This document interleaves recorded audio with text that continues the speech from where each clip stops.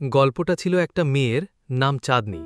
সে বিয়ে করতে না চেয়ে বাড়ি থেকে পালিয়ে যাচ্ছিল একটা রেল স্টেশনের প্ল্যাটফর্ম দিয়ে, কিন্তু তার পুরো পরিবার তাকে ধরার জন্য তার পিছনে ছুটছিল। শেষমেশ চাঁদনি ধরা পড়ে আর ভীষণ মন খারাপ করে ফেলে। চাঁদনির পরিবারও চিন্তিত। তার মধ্যে হুট করে তার চাঁদনির আঙ্কেল বলে ওঠে, ভাইয়া, তোমাকে তো আম্মু আগে বলেছিল আরও 2-3টা বাচ্চা কাচ্চা নাও, তুমি তো নিলে না। তুমি এখন বোঝো একটা মাত্র মেয়ে তোমার, আর সে এরকম তালবাহানা করে। আমাকে দেখো, আমার একটা ছেলে একটা মেয়ে। মেয়ে যদি অন্য ছেলের সাথে পালিয়ে যায় যাক, আমার তাতে কোনো অফসোস নাই, কারণ আমার সকল শখ পূরণ করব আমার ছেলেকে দিয়ে। চাঁদনির আন্টি বলে এখন তাকে আর বিয়ের জন্য চাপ দেবে না, তাকে পড়াশোনা করতে দেবে। এইচএসসি পাশ করলে তখন বিয়ের কথা ভাববে। চাঁদনির মা বলে তার কপাল খারাপ, কারণ তার মেয়ে ছোটবেলা থেকেই ছেলেদের সাথে কথা বলতো, একদম বাবার মতো। এটা শুনে চাঁদনির বাবা রেগে যায় আর বলে তার ব্যাপারে এসব উল্টোপাল্টা কথা কে বলেছে। চাঁদনির মা বলে তার শাশুড়ি তাকে সব বলেছে। তখন চাঁদনির দাদি বলে প্রেম করা খারাপ কিছু না, করতেই পারে। এরপর চাঁদনির আন্টি বলে কিছুক্ষণ আগে সে চাঁদনিকে রুমের বাইরে থেকে অনেক ডেকেছিল, কিন্তু সে দরজা খোলেনি। তার ভয় হচ্ছে চাঁদনি কিছু উল্টোপাল্টা করে ফেলবে কিনা। এটা শুনে সবাই দৌড়ে চাঁদনির রুমের দিকে যায়। তার পরিবার চাঁদনির জন্য অনেক চিন্তা করছে, ভাবছে সে কিছু উল্টোপাল্টা করে ফেলেছে কিনা। কিন্তু চাঁদনি এদিকে দেদারসে আনন্দে ফুর্তিতে টিকটক করছে, সাথে তার আন্টির মেয়ে এবং ছেলেও আছে। তখনই হুট করে তার পরিবার তাকে ডাকে। তাড়াহুড়ো করে তারা একটা দুষ্টু পরিকল্পনার চিন্তা করে। সে গলায় দড়ি দেওয়ার অভিনয় করতে থাকে, যাতে তার পরিবার মনে করে সে কিছু করতে চাইছে। তার আন্টির মেয়ে জোরে চিৎকার করতে থাকে, যেন মনে হয় সে সত্যি সত্যি কিছু করে ফেলছে। দরজা খোলার পর সবাই তাকে তাড়াহুড়ো করে ধরতে থাকে আর বলতে থাকে, মা তুমি এমন কেন করছো, আমরা তো তোমার পাশে আছি। চাঁদনির মা বলছে, তুই আমার একমাত্র মেয়ে, তুই কেন এরকম করছিস। চাঁদনি বলছে, আমাকে এখন জোর করে বিয়ে দিলে আমি আর বাঁচব না, আমি এখন বিয়ে করব না, আগে লেখাপড়া শেষ করব, তারপরে বিয়ে করব। তার বাবা তাকে সমর্থন দিয়ে বলল, একদম ঠিক বলেছিস মা, তুমি যখন বলবে তখনই, আগে তুমি লেখাপড়া শেষ করো, তারপরে তোমায় বিয়ে দিব। চাঁদনি তার আম্মুর হাতে হাত দিয়ে বলল, কসম করে বলো আমাকে আর কোনো ছেলের সাথে কথা বলতে বলবে না, তাহলে আমি রাজি হব। কিন্তু অবাক করা বিষয়, চাঁদনি বলছে সে এটার কথা দিতে পারছে না। চাঁদনি ভারী দুষ্টু মেয়ে। এদিকে তার আন্টি চাঁদনির ফোন চেক করে দেখে সে এতক্ষণ রুমের ভিতরে টিকটক করছিল। হাতে নাতে ধরা খেল চাঁদনি। তার বাবা তো ভীষণ অবাক। চাঁদনি যতই দুষ্টু হোক, কিন্তু মিষ্টি মেয়ে। এরপর কি হলো দেখতে থাকুন, সামনে আরও মজার ঘটনা আছে। চাঁদনির পরিবার চাঁদনিকে প্রাইভেট পড়ানোর জন্য একজন টিচারের ইন্টারভিউ নিচ্ছিল। চাঁদনির বাবা টিচারকে প্রশ্ন করলেন, আপনি কি আমার মেয়েকে পড়াতে পারবেন? আমার মেয়ে কিন্তু ভীষণ দুষ্টু। টিচার বললেন, অবশ্যই পড়াতে পারব। হুট করে চাঁদনির দাদি টিচারকে প্রশ্ন করলেন, তোমার কি গার্লফ্রেন্ড আছে? তুমি প্রেমও করো? টিচার তো হতবাক হয়ে গেলেন। উত্তরে বললেন, জি না। দাদি উত্তরে বললেন, তাহলে তো খুবই সমস্যা। টিচার বললেন, না দাদি, কোনো সমস্যা হবে না, আমি ক্লাস 8 থেকে স্টুডেন্ট পড়াই, কোনো সমস্যা হবে না, আপনি শুধু আমার জন্য দোয়া করবেন। টিচারকে লাস্টবারের মতো সাবধান করে দিলেন, চাঁদনি কিন্তু খুবই ডেঞ্জারাস। টিচার চাঁদনির রুমে ধীর পায়ে প্রবেশ করেন। রুমে এক অদ্ভুত নীরবতা, যেন কিছু একটা লুকানো আছে এই নীরবতার আড়ালে। তিনি চারপাশে তাকিয়ে দেখেন সবকিছু যেন স্বাভাবিক, তবে একটা অস্বস্তি থেকেই যাচ্ছে। তিনি ধীরে ধীরে নিজের টেবিলের দিকে এগিয়ে যান। চেয়ারটা টানতেই চোখে পড়ে চেয়ারের নিচে একটি পেরেক গাঁথা। টিচার অবাক হয়ে পেরেকটি হাতে তুলে নেন। কপালে ভাঁজ পড়ে। তিনি এক মুহূর্তেই বুঝে যান এটা আর কেউ না, চাঁদনির কাজ। কারণ এই রকম দুষ্টুবুদ্ধি শুধু চাঁদনির মাথাতেই আসে। তিনি চারপাশে তাকিয়ে দেখেন অন্য সব চেয়ার টেবিল ঠিকঠাক, কোনো গোলমাল নেই। একটু ভয় আর সন্দেহ নিয়ে চেয়ারটা ভালোভাবে চেক করে তিনি আস্তে করে বসে পড়েন।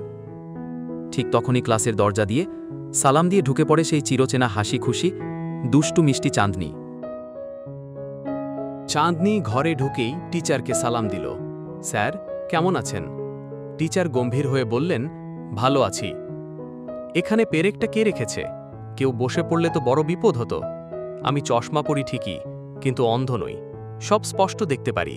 চাঁদনি লজ্জা পেয়ে বলল, স্যার আমাদের বাসায় আন্টির ছেলেমেয়ে খুব দুষ্টু, ওরাই হয়তো মজা করে এখানে রেখেছে। টিচার মাথা নাড়লেন, তারপর জিজ্ঞেস করলেন, বলো তোমায় ম্যাথ কেমন লাগে? চাঁদনি মন ভার করে বলল, আজ তো আমার প্রথম দিন স্যার, আজ চলুন পরিচিত হই, কাল থেকে লেখাপড়া শুরু করব। টিচার একটু ভেবে বললেন, হ্যাঁ, এটা আসলে আমারই ভুল ছিল। চাঁদনির হাতে একটি নোট ধরিয়ে দিয়ে বলল, আমার জীবনের সকল কিছু এখানে লেখা আছে, আমি চলে গেলে পড়ে নিও। চাঁদনি একটু হতাশ হয়ে বলল, তাহলে আমার পরিচয়টা শুনে নিন। তখন দরজার ফাঁক দিয়ে চাঁদনির আঙ্কেল, বাবা মা আর দাদিও কি দিয়ে দেখছিলেন টিচার আদৌ ভালোভাবে পড়াতে পারছেন কিনা। আমি তোমার বিষয়ে সকল কিছু জেনে এসেছি, এখন বলো তোমার ম্যাথ বই কোথায়? চাঁদনি, আজ আমরা ইংলিশ পড়ব স্যার।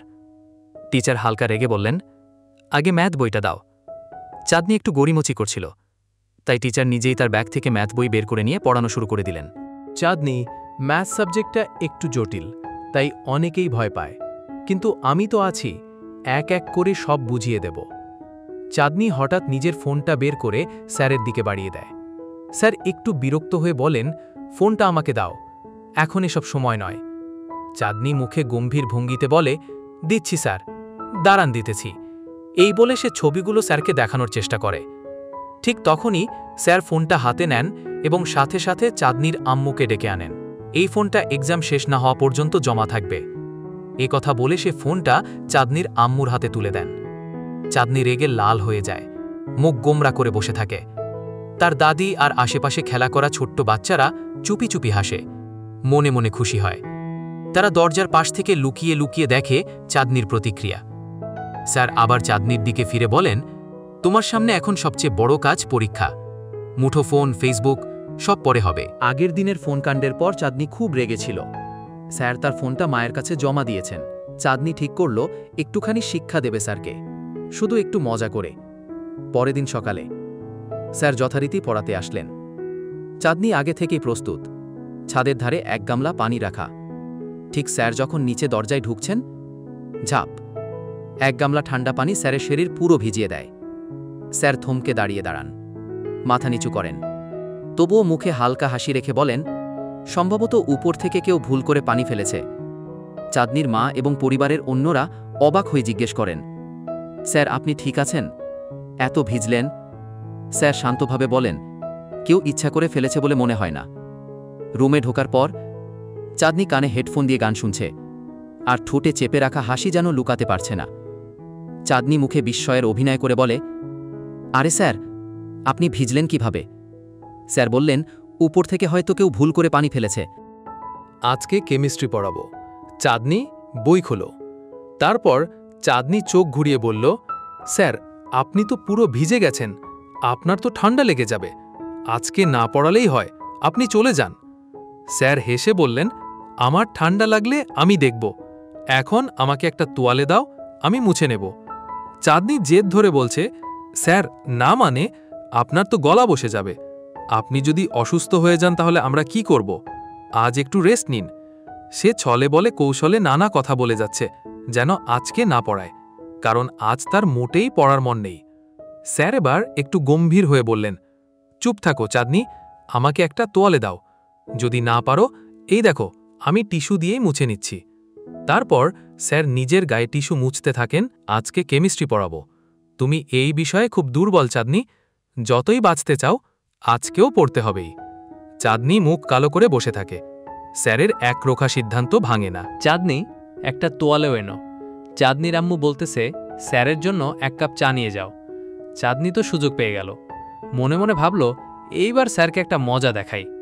চা আনতে গেলেও চায়ের কাপে চিনি না দিয়ে দিল অনেকটা লবণ, যাতে স্যার মুখেই তুলতে না পারেন। চা এনে স্যারকে দিল হাসি মুখে, স্যার আপনার জন্য স্পেশাল চা। স্যার বললেন, তুমি কি চা খাও? চাঁদনি একটু হেসে বলল, জি স্যার, আমি খাই। স্যার বললেন, তাহলে তুমি খাও। চাঁদনির মুখ তখন শুকিয়ে খাট, বুঝে গেছে স্যার ধরে ফেলেছেন কিছু একটা গোলমাল আছে। চাঁদনি বলল, স্যার এটা তো আপনার জন্য, আপনি খান, আমি পরে খাবো। কিন্তু স্যার একদম নাছোড়বান্দা, না না, আগে তুমি খাও, তারপর আমি খাবো। চাঁদনি বুঝে গেছে ফাঁদে পড়েছে, ভয়ে ভয়ে কাপটা ঠোঁটে তুলে এক চুমুক দেয়, আর অমনি মুখ তার কুলকে ওঠে, চোখ বড় বড় করে তাকিয়ে থাকে। স্যার তুমি ভেবেছিলে আমি খেয়ে পাগল হব, নিজেরই ফাঁদে পড়লে এবার। চাঁদনির দাদি বসে আছেন, ঠিক তখনই তার 2 ছেলে এসে বসে পড়লেন পাশে। বড় ছেলে দা আঙ্কেল হাসতে হাসতে বললেন, আম্মু একটা কথা বলি, আমাদের এই জমিটা যদি কোনো ভালো ডেভেলপমেন্ট কোম্পানিকে দিই তাহলে এখানে একদম আধুনিক একটা বিল্ডিং হবে। 14 তলার একটা বিল্ডিং, প্রতিটা তলায় 3টা করে ইউনিট, মানে মোট 36টা ফ্ল্যাট। দাদি চোখ বড় করে শুনছেন, কিছু না বলে চুপ। আঙ্কেল উচ্ছ্বসিতভাবে, এই 36টা ফ্ল্যাটের মালিক হবে তুমি আম্মু, সব তোমার নামে থাকবে। আর তোমার মৃত্যুর পরে আমরা 2 ভাই ভাগ করে নিব, মানে আমি আর বড় ভাই। আঙ্কেল বলেন, আমার বউ রাজি, আমি রাজি, ভাইও রাজি, ভাবিও রাজি, এখন শুধু তোমার হ্যাঁটা দরকার। আঙ্কেল, তুমি যদি অনুমতি দাও আম্মু, তাহলে ডেভেলপারদের সাথে কথা বলে কাজ শুরু করে দিই। একেবারে রেগে ফায়ার হয়ে গেছে। ঘরের কোণ থেকে বের করে এনেছে তার পুরনো শটগান, চোখ মুখে অগ্নি, যেন কোনো যুদ্ধ ঘোষণা করে ফেলেছে। দাদি চিৎকার করে বলছেন, তোরা 2 ভাই মিলে এই বাড়ি ভাঙতে চাস? এত খারাপ হইছিস তোরা, আজই বিচার হইবে। তার 2 ছেলে, চাঁদনির বাবা ও আঙ্কেল, ভয়ে কাঁপছে, কিন্তু মায়ের সামনে দাঁড়িয়ে পড়ে। আম্মু, আমরা তো তোমারই সন্তান, আমাদের সাথে এমন করো না, কাতর কণ্ঠে বলছে তারা। দাদির চোখে পানি, কিন্তু গলার স্বর কঠিন। তোমরা আর আমার সন্তান না, এই বাড়ি, এই সম্পর্ক সব নষ্ট করে ফেলছ। এই উত্তেজনায় চাঁদনির 2 চাচি মিলে দাদিকে বলে, মা প্লিজ শান্ত হন। চাঁদনির আব্বু বলে, আঙ্কেল তো ছোট, ভুল হতেই পারে, মাফ করে দাও। কিন্তু দাদি কিছুতেই শুনছে না। চাঁদনির এক আঙ্কেল হঠাৎ বলে ওঠে, ভাইয়া আপনি তো আমাকেই এসব শিখিয়েছেন, এখন নাটক করতেছেন মাফ করার। এই কথা শুনে চাঁদনির বাবা তার মুখ চেপে ধরে বলেন, চুপ থাক, আর একটাও কথা বলবি না। পরদিন সকালে চাঁদনিকে পড়াতে এসে বললেন, আমি বাড়ির কাজ দিয়েছিলাম, দেখাও। চাঁদনি বসে রইল নিশ্চুপ। স্যার একটু বিরক্ত গলায় বললেন, চাঁদনি তুমি করেছ? স্যার, আমি কাল রাতে একটা দারুণ মুভি দেখেছি, একটা মেয়ের জীবন কিভাবে বদলে যায় সেই গল্পটা বলি শুনেন। স্যার বিস্ময়ে তাকিয়ে থাকেন কিছুক্ষণ, তারপর মুখ শক্ত করে বলেন, তুমি হোমওয়ার্ক না করে গল্প শোনাতে এসেছ? চাঁদনি মুচকি হেসে বলে, আমি তো চাঁদনি, আমি গল্প না করলে কে করবে? এই অবস্থায় স্যার রাগ সামলাতে না পেরে টেবিল থেকে স্কেল নিয়ে হালকা করে তাকে একটি বাড়ি দেন, তারপর আরেকটি। চাঁদনি চমকে ওঠে, রাগে বলে, আপনি একজন মেয়ের গায়ে হাত তুলছেন, এটা কি আপনার শিক্ষকের কাজ? ততক্ষণে চাঁদনির পরিবার, তার মা, দাদি এবং আঙ্কেল আন্টি এবং সেই 2টি ছোট্ট সন্তান রুমের একপাশ থেকে দেখে ফেলেছে পুরো দৃশ্য। চাঁদনিকে আরও এক ঠাসা হোমওয়ার্ক দিয়ে স্যার রেগে চলে যান। যাওয়ার সময় চাঁদনির পরিবারের সদস্যরা এমন একটা ভাব করছিল যেন তারা কিছুই দেখেনি, তারা এখানে তাদের কাজে ব্যস্ত। স্যার তাদের মাঝখান দিয়ে চলে যান। চাঁদনি সেদিন খুব রেগে গিয়ে চুপ করে বসেছিল। পরিবার তাকে দেখতে এলো, বোঝাতে চাইল, সান্ত্বনা দিল, কিন্তু চাঁদনি রাগে কাঁপতে কাঁপতে বলল, আপনারা সবাই চলে যান, কারও দরকার নেই। তারা কিছু না বলে চুপচাপ চলে যায়। চাঁদনি মন খারাপ করে একা বসে থাকে। পরদিন স্যার এলেন, বোঝালেন, আবারও বললেন, চাঁদনি হোমওয়ার্ক করেছ? চাঁদনি চুপচাপ হাত বাড়িয়ে দিল। স্যার 2টো বাড়ি দিয়ে বিরক্ত হলেও কিছু না বলে চলে গেলেন। পরদিন আবার স্যার এলেন, আজ হোমওয়ার্ক হয়েছে তো? চাঁদনি মাথা নিচু করে বসে রইল। স্যার এবার রেগে গেলেন। তারপর স্যার অনেকক্ষণ বোঝালেন, এই রাগ, এই অবহেলা, এসব তুমি কোথাও পৌঁছাবে না, নিজেকে তৈরি করো। চাঁদনি কিছু বলল না। স্যার চলে যেতে উদ্যত হলে সে হঠাৎ উঠে দাঁড়িয়ে বলল, স্যার 1 মিনিট দাঁড়ান। স্যার থেমে গেলেন। চাঁদনি মাথা নিচু করে বলল, আমি ঠিক করব স্যার, এবার আর পিছিয়ে পড়ব না। স্যার মুচকি হাসলেন। একটা পরিবর্তনের শুরু সেদিন থেকেই হলো। রাগ অভিমান একসময় কেটে যায় যদি কেউ সঠিক সময় হাতে রাখে সাহসের আলো। শিক্ষকের ভালোবাসা ও ধারাবাহিকতা একজন ছাত্রীর জীবনে আশার আলো জ্বালাতে পারে। চাঁদনির জীবনে অনেক কিছু বদলে গেছে। মোবাইলের আসক্তি, ফেসবুক, অলসতা সব ফেলে সে এখন নিয়মিত পড়াশোনা করে, বাড়ির কাজ করে, সময় মতো স্কুলে যায়। স্যারের কথাগুলো তার মনে এমনভাবে গেঁথে গেছে যেন জীবনটাই নতুনভাবে শুরু হয়েছে। আজ চাঁদনির জীবনের এক গুরুত্বপূর্ণ দিন, তার ফাইনাল পরীক্ষার রেজাল্ট দেবে স্কুল। স্যারের মনটা কেমন অস্থির, চিন্তা করছে, চাঁদনি কি পারবে? ঠিক দুপুরের দিকে খবর আসে চাঁদনি A+ পেয়েছে। চাঁদনির আনন্দ দেখে পরিবারের সবাই হেসে উঠেছে, কেউ মিষ্টি আনছে, কেউ ছবি তুলছে। বাড়ি যেন এক উৎসব মুখর পরিবেশে পরিণত হয়েছে। চাঁদনি এই প্রথম সে নিজেকে সত্যিকারের কিছু মনে করছে। চাঁদনির আব্বু আনন্দে স্যারকে কল দেন, স্যার চাঁদনি A+ পেয়েছে, আপনার জন্যই আজ ওর এই সাফল্য। স্যার ফোনের এপাশে একটু হেসে জিজ্ঞেস করতে চান, চাঁদনি কই, একটু কথা বলি? ঠিক তখনই কলটা কেটে যায়। স্যারের মুখের হাসি মিলিয়ে যায়। সে জানে চাঁদনি ব্যস্ত বা হয়তো ভুলেই গেছে তাকে। চোখের কোণে হালকা পানির আবেলা। শিক্ষকের প্রাপ্তি শুধু ফল না, ছাত্রের কৃতজ্ঞতা। চাঁদনি যোগাযোগ করেনি, কিন্তু স্যারের মন পড়ে আছে সেই মেয়েটার দিকে। স্যার একদিন বাসায় একা বসেছিলেন। মনটা ভীষণ খারাপ। জীবনের দৌড়ঝাঁপের মাঝে কখনো কখনো হঠাৎই একাকিত্ব চেপে ধরে। ঠিক তখনই হুট করে ফোন বেজে উঠল, চাঁদনির কল। স্যার একটু অবাক হয়ে ফোন ধরলেন। হ্যালো, কেমন আছো চাঁদনি? ওপাশ থেকে চাঁদনি মিষ্টি হেসে বলল, স্যার আমি তো এখন খুব ভালো আছি। আপনার শাসন আর যত্নেই আজকে আমি এইচএসসিতে A+ পেয়েছি। স্যারের মুখে হালকা হাসি ফুটে উঠল। আমি জানতাম তুমি পারবে। তুমি মনোযোগী ছিলে না, কিন্তু চেষ্টাটা সবসময় ছিল। এখন সেটা ফল দিয়েছে। চাঁদনি একটু লাজুক গলায় বলল, স্যার পরশু আমি আমাদের ভার্সিটির ক্যাম্পাসে আসব। আপনার কি সময় হবে দেখা করার? স্যার মুহূর্তও না ভেবে বললেন, অবশ্যই, আমি নিজেই তোমাকে পুরো ক্যাম্পাস ঘুরিয়ে দেখাব। যেমন কথা তেমনি কাজ। পরশুদিন চাঁদনি এলো। স্যার তাকে লাইব্রেরি থেকে শুরু করে ক্যাফেটেরিয়া, লেক সব কিছু ঘুরিয়ে ঘুরিয়ে দেখালেন। দুইজনের মাঝে তৈরি হলো এক আনন্দময় বন্ধুত্বপূর্ণ মুহূর্ত। হাসির ফাঁকে, কথার মাঝখানে হঠাৎই স্যার থেমে গিয়ে চারপাশে তাকালেন এবং একটু থতমত গলায় বললেন, চাঁদনি, আমি তোমাকে খুব পছন্দ করি। আমি তোমাকে ভালোবেসে ফেলেছি। চাঁদনি কিছুক্ষণ চুপ করে থাকল। স্যারের চোখে একরাশ ভয়। হঠাৎ চাঁদনি হালকা হাসল, সামনে এগিয়ে এসে বলল, স্যার সবাইকে চমকে দিয়ে আপনাকেই একটা কথা বলতে চাই। আমি আপনাকেও ভালোবাসি। এই বলে সে স্যারের দিকে হাত বাড়িয়ে দিল। স্যার অবাক, কিন্তু খুশিতে চোখ ঝাপসা। দুজনের চোখে একই স্বপ্ন, একই পথ চলার শুরু। শেষ কথা, শিক্ষক ছাত্রীর সম্পর্ক যখন পারস্পরিক সম্মান আর বোঝাপড়ায় গড়ে ওঠে, সেখানে ভালোবাসাও একদিন সত্যি হয়ে ওঠে। সময় বুঝে, ধীরে, নিঃশব্দে। চাঁদনি বুঝতে শিখল, ভালোবাসা শুধু একজন মানুষকে নয়, নিজের স্বপ্নকেও করতে হয়। যে শিক্ষক তাকে রাগিয়ে দিয়েছিল, সেদিনই তার জীবনের সবচেয়ে বড় সত্যিটা চোখে আঙুল দিয়ে দেখিয়েছিল।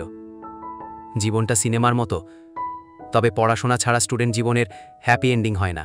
গল্পটা যদি ভালো লেগে থাকে তাহলে অবশ্যই লাইক দিন আর চ্যানেলটি সাবস্ক্রাইব করতে ভুলবেন না।